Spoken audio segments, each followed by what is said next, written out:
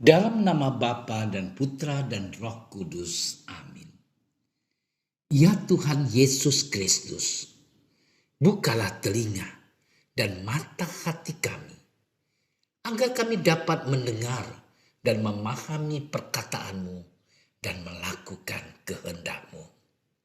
Cerahkan pikiran dan pemahaman kami tentang terang pengetahuan-Mu, sehingga kami tidak hanya mendengarkan sabda-Mu, tetapi juga melaksanakannya.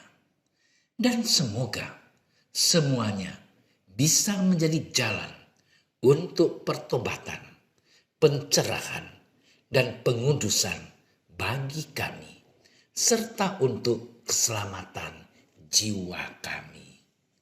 Amin. Sekali peristiwa, Yesus berbicara kepada orang banyak yang mengerumuni Dia. Angkatan ini adalah angkatan yang jahat. Mereka menghendaki suatu tanda, tetapi kepada mereka tidak akan diberikan tanda selain tanda Nabi Yunus. Sebab seperti Yunus menjadi tanda untuk orang-orang Niniwe, demikian pula Anak Manusia akan menjadi tanda untuk angkatan ini. Pada waktu penghakiman, Ratu dari Selatan itu akan bangkit bersama orang dari angkatan ini. Dan ia akan menghukum mereka, sebab Ratu ini datang dari ujung bumi untuk mendengarkan hikmat Salomo. Dan sesungguhnya yang ada di sini lebih daripada Salomo.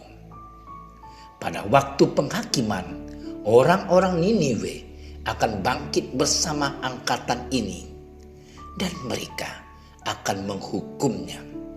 Sebab orang-orang Niniwe itu bertobat waktu mereka mendengarkan pemberitaan Yunus, dan sesungguhnya yang ada di sini lebih dari Yunus.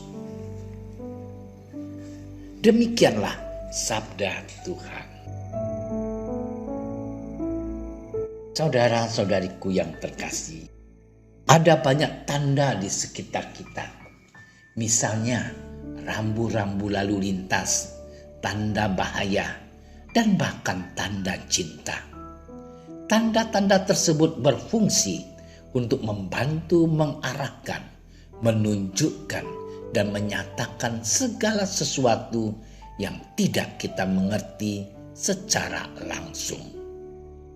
Tanda-tanda tersebut juga berfungsi menjelaskan sesuatu secara sederhana. Berkaitan dengan tanda itu, Yesus berkata bahwa bagi orang-orang Niniwe, Nabi Yunus merupakan suatu tanda. Tanda bahwa mereka harus segera bertobat dan berbalik kepada Allah. Jika mereka bertobat, mereka akan selamat. Tapi jika mereka tidak bertobat, hukuman akan menimpa mereka. Maka orang-orang Niniwe segera bertobat. Saudara-saudariku yang dicintai Tuhan, dalam bacaan Injil hari ini, Yesus berkata kepada orang Farisi dan para ahli Taurat bahwa ia jauh lebih besar daripada Yunus. Jika orang-orang Niniwe bertobat setelah mendengarkan pewartaan Nabi Yunus, maka seharusnya orang Farisi dan para ahli Taurat juga bertobat setelah mendengarkan pewartaan Yesus. Namun mereka tidak percaya. Mereka mendesak Yesus untuk memberikan tanda bahwa ia sungguh diutus oleh Allah. Padahal Yesus telah mengerjakan begitu banyak tanda berupa mujizat di hadapan mereka. Dan lebih dari itu, diri Yesus sendiri merupakan tanda belas kasih Allah. Belas kasih Allah harus ditanggapi dengan pertobatan. tetapi mata hati mereka tetap saja tertutup. Saudara-saudariku yang dicintai Tuhan, pada masa Prapaskah ini kita diajak untuk menyadari bahwa kehadiran Yesus merupakan tanda kasih Allah bagi kita. Kasih Allah itu sudah sepantasnya kita sambut dengan pertobatan yang tidak hanya dipenuhi dengan rasa sesal akan dosa, tapi juga dipenuhi dengan rasa bersyukur. Dengan bertobat, kita yang selama ini telah menjauhkan diri dari Allah, sekarang kita harus kembali mendekatkan diri kepada Allah. Dengan bertobat, kita yang selama ini telah memberontak melawan Allah, sekarang kita kembali menjadi anak-anak yang taat kepadanya. Dan akhirnya dengan bertobat, kita yang sedianya menerima hukuman dari Allah, sekarang justru memperoleh anugerah pengampunan dan keselamatan daripadanya. Saudara-saudariku yang dikasihi Tuhan, kita perlu bertobat karena kita tanpa sadar sering bersikap seperti orang Farisi dan ahli Taurat. Kita menuntut Allah agar memberi tanda bahwa Ia mencintai kita. Padahal kasih Allah selalu menyertai kita. Untuk itu, kita perlu mempertajam mata hati kita agar kita dapat mengenali kehadiran Allah. Belajar menyadari cinta dan kasih Allah dalam hidup kita sehari-hari. Sebagaimana kehadiran Yunus telah mendatangkan keselamatan bagi orang-orang Niniwe, demikianlah kehadiran Yesus akan mendatangkan keselamatan bagi kita. Sabda Yesus adalah sabda yang mengundang kita untuk mengupayakan pembaharuan diri setiap hari. Selamat bermenung. Tuhan memberkati kita. Tuhan, kami bersyukur karena Engkau berkenan hadir dalam hidup kami sebagai tanda kasih tak terhingga dari Bapa. Semoga kasih Bapa yang telah Kau perlihatkan dan Kau nyatakan mampu kami tanggapi dengan bertobat dan bersyukur.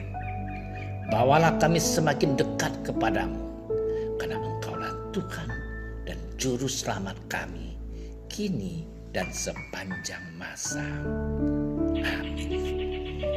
Kami berdiri di hadapan-Mu, ya Roh Kudus, pada saat kami berkumpul di dalam nama-Mu. Bersama-Mu sendiri yang membimbing kami, membuat diri-Mu nyaman berdiam di hati kami. Ajarilah kami jalan yang harus kami tempuh dan bagaimana kami harus mengikuti jalan itu. Kami lemah dan berdosa. Jangan biarkan kami mendukung kekacauan. Jangan biarkan kebodohan menuntun kami ke jalan yang salah.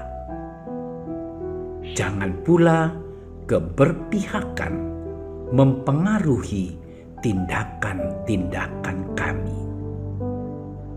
Kiranya kami menemukan di dalam Engkau kesatuan kami, agar kami boleh berjalan bersama menuju kehidupan abadi dan tidak menyimpang dari jalan kebenaran dan apa yang benar.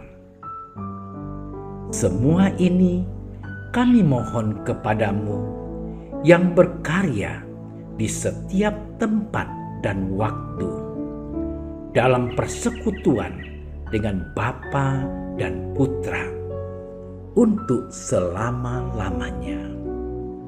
Amin.